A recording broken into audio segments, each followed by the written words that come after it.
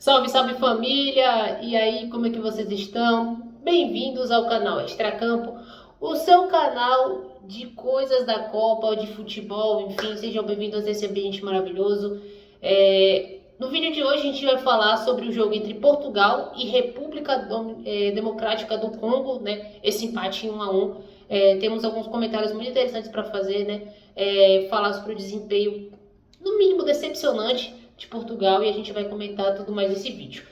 Antes da gente começar a análise, eu peço por obséquio, se inscrevam no canal, isso ajuda demais a gente, está dando uma força tremenda pra gente. Peço para que vocês sigam a gente no Instagram, @extracampo, lá tem muita coisa legal, a gente está sempre atualizando aí com coisas da Copa, a gente também tá com ideias muito boas para produzir, então sigam a gente lá também que tem muito conteúdo legal.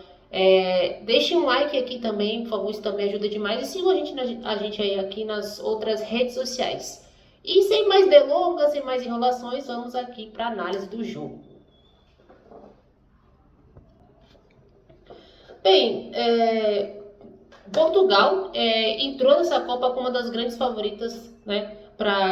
Não só para passar de fase, mas também para conquistar o título, não somente por ter o fator Cristiano Ronaldo, o que em si também já é um fator gigante, né, para se conquistar de um título, mas pelos jogadores que tem, né, a gente pode aí citar o Vitinha, Bruno Fernandes, que foi o garçom da Premier League, Vitinha que fez uma temporada fantástica pelo Paris Saint-Germain.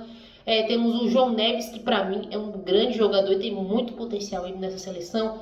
Tem Bernardo Silva, tem alguns jogadores aí que eu gosto, particularmente eu gosto muito, né? Tem o João Cancelo na lateral direita, tem o Nuno Mendes, melhor lateral esquerdo em atividade no futebol mundial. Então, se a gente for pegar ao elenco de Portugal, tem um baita time, sem contar alguns outros jogadores, né? Tem o Rubem Dias, tem alguns atacantes, né? Que é o Rafael Leão, tem o João Félix, Gonçalo Ramos. Então, de modo geral, o elenco de Portugal é muito bom, né? E quando teve o primeiro jogo contra o Congo, né? Se esperava que Portugal desempenhasse de maneira muito melhor, né? E o que a gente viu na realidade não foi essa. Para mim, a gente podia destacar algumas coisas que são muito pertinentes. A primeira é que Portugal ficou sem qualquer reação contra adversários que tem uma proposta de jogo muito defensiva. Então, o Congo ele foi muito preciso na sua ideia, né? De jogar por uma bola, de suas linhas estarem baixas o tempo todo, não marcar alto, né? Uma linha de defesa muito forte, né? Então, com os jogadores marcando as jogadas aéreas, né?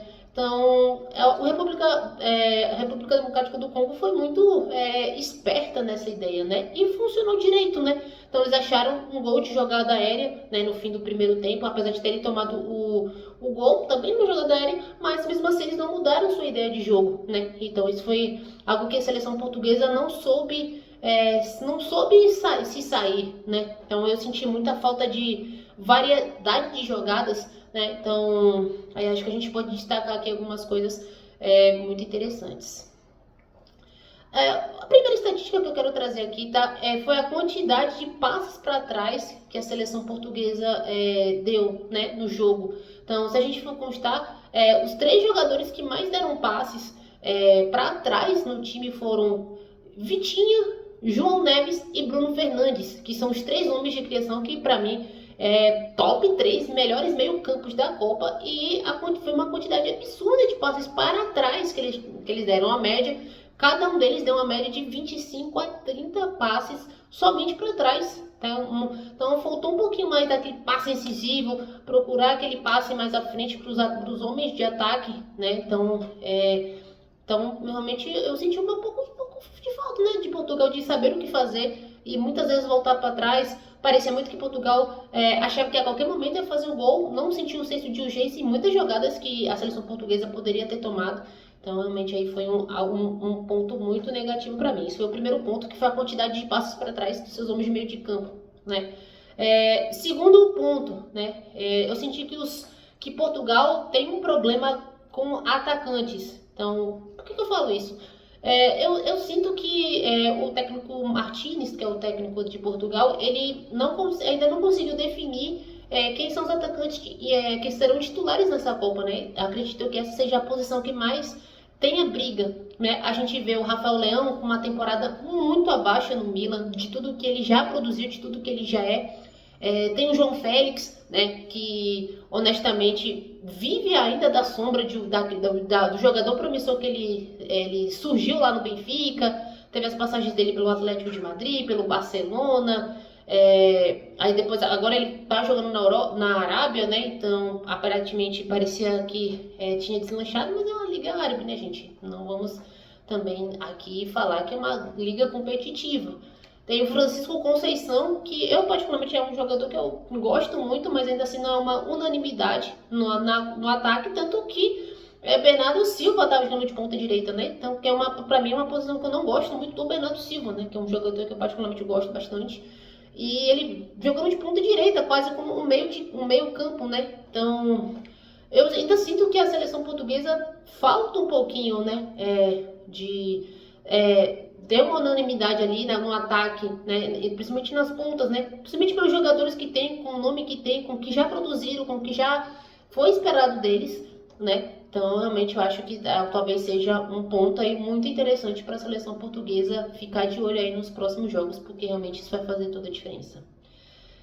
E aí vem o terceiro ponto, que para mim talvez seja muito polêmico, talvez eu desagrade uma grande fanbase dele, né? Mas a gente está aqui para fazer uma análise do que foi o jogo, né? Então, alguns aqui podem até a dizer que eu prefiro um do que o outro, mas a gente tem que se atentar ao que produz em campo, né? Então, o terceiro ponto que eu acho é o fator Cristiano Ronaldo.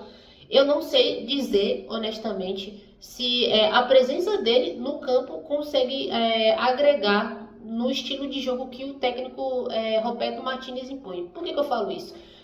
O Cristiano Ronaldo, ele tem uma história fantástica, isso não vou entrar no mérito da história do Cristiano Ronaldo, nem do que a gente sabe que ele é capaz de produzir, mas eu senti um jogo muito abaixo do Cristiano Ronaldo, né? Aí alguém pode me dizer, David, mas ele é centroavante, ele não teve uma chance clara, ele não teve uma oportunidade certa, então os jogadores de meio de campo, né, que você disse que tocou para trás, não tocaram nele, então isso tudo é levado em consideração, né, mas eu sinto um pouquinho de ausência do Cristiano Ronaldo na participação mais efetiva no campo. Então, muitas vezes eu senti muito como que ele estivesse realmente esperando essa bola, esse lance que era para ele matar e não senti com que ele estivesse ajudando na construção da jogada, né?